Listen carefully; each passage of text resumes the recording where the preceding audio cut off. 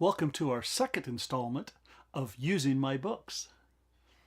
Today I want to give you an overview on this book here, What Makes Motown Bass Motown. This has been a very, very popular book, and I absolutely loved writing this book and, you figuring out all this material that I wanted to present to you. I grew up listening to Jamerson.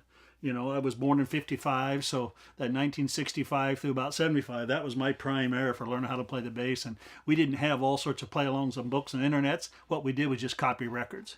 And I bought singles at first of all the Supreme records and all of the Stevie Wonder records and just wore them out, listened to them, and then I started playing along with them. I first started playing guitar along with them, then I started playing bass.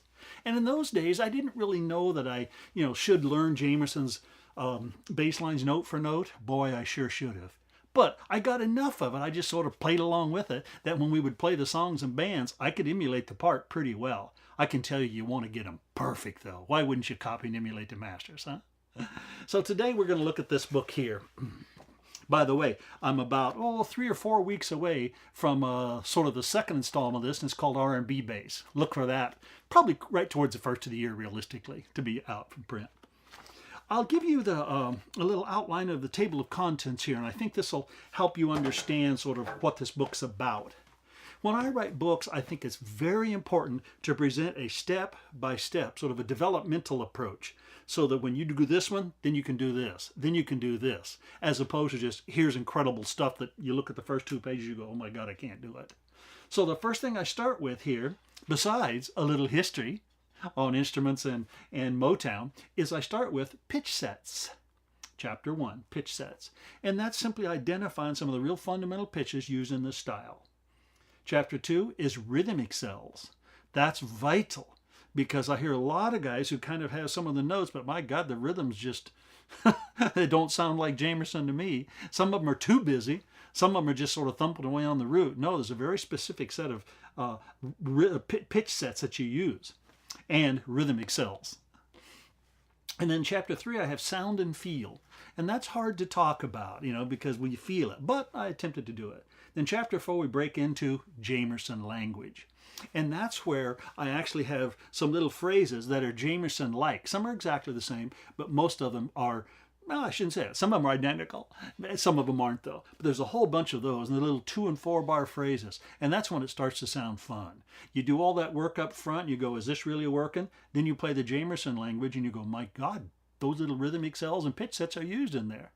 I have a good friend, Jim Lambie, who teaches for the Army and Navy and those kind of guys. And he's got a bunch of bass players. And recently he's been digging into this. And he said, it's just amazing when the guys will spend the time and work on the pitches and rhythms, that when we get to the playing the actual Jamerson stuff, he said, it's just amazing that those are in there. Well, hopefully that's a credit to me knowing how to write this stuff, okay? I didn't make up Jamerson's lines, but I broke it down here, so hopefully you can, get little bite-sized chunks and learn how to practice them. Because everybody I know wants to play cool Motown lines, but I know most people don't know where to start. They hear, a Bernadette or something like that, and they go, my God, what do I do? Well, we have to start with rhythms, and we have to start with pitches, and we have to work on it and build them up and build them up. The next chapter, chapter 6, is called Fills and Phrasing, and I take an extremely simplistic approach to that. As a matter of fact, I did a video on here, a very popular one. I think it's Real Bass Lessons 37. And I stole some of the material I put in this book. I used that in that video. Then after that, we're into tunes. I have a Carol Kay tune up front, Feeling All Right, which everybody loves. And then I've got a whole bunch of, not Bernadette, Jamerson transcriptions. Bernadette is in there. Keep Me Hanging On, I Was Made to Love Her, What's Going On, those kind of stuff. Now, once you get to that point in the end of the book, boy, that's complicated. So don't jump to the end of the book and go, hey, man, I'm going to learn You Keep Me Hanging On, everything's going to be killer.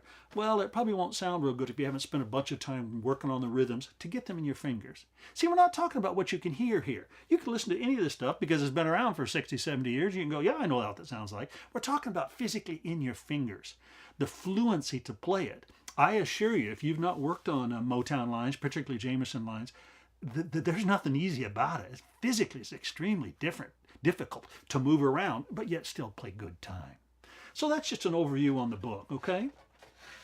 I think that, I know I've used it enough now. This book's been out a couple of years, that this approach, this process in this book works extremely well. As I mentioned, Jim Lambie has attested to that too with a bunch of his students. And all I can say, or what I really want to say about it, and that is just be patient. You know, all good athletes work on fundamentals. They do exercises and all sorts of drills and exercises to physically develop their shape. And then they do all sorts of very specific drills to create muscle memory for how they're going to, what they're going to execute when they're in the game and the light's on. Well, we need to do that as musicians. Be patient and work with these. Don't just look at this one and go, yeah, I can play it. No, look at it and play it the way I suggest in here. Maybe around the cycle of fourths with the drum machine. Maybe 10 to 20 times non-stop until it's perfect. Record yourself and listen back. And if it doesn't make you feel like dancing, well, it's not going to make anybody else feel that way, okay? So again, it's just bite-sized, and you have to be hungry. Simple as that. You have to be hungry enough to discipline yourself, to have the patience to simply do all these fundamental things over and over and over. I have a number of students who have done that, who've spent, 2 years now working just out of this book, and I don't let them go ahead. We work on the fundamentals. As a matter of fact, even when we get later on the book, we spend time go back working on the fundamentals too. And my God, are they playing incredible.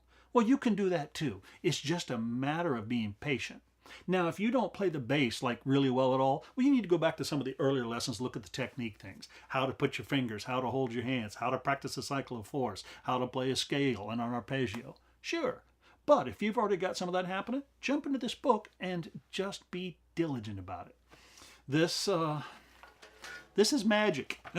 And it really isn't, because it doesn't make you do anything you can't work for. But the point is it's magic in the sense that it's just clearly laid out, do this, do this, do this. Because I've found that a whole bunch of players do spend time and effort trying to do things, but they tend not to know what to do. Or the hardest part is they don't know where to start. They go, my God, it's like, trying to eat an elephant all at once. Guess how you eat an elephant? One bite at a time. Well, it's going to be a long meal, isn't it? Well, how bad do you want to finish the sucker?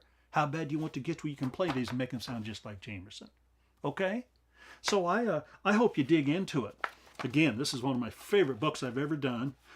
All the material drawn out of here is from the standard recordings that Jamerson does. Well, there's a group in the middle of these things called bass lines. There's where I use a whole bunch of the licks and turn them into little songs. But it's still all based on exactly Jamerson's language, if you will. That's what it's all about.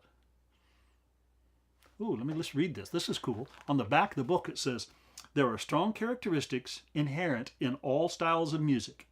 Learn the concepts and specifics of creating Motown bass lines. And then I've got, a little list below: pitch sets, rhythmic cells, fills, Jamerson licks, sound, harmony, feel, and transcription.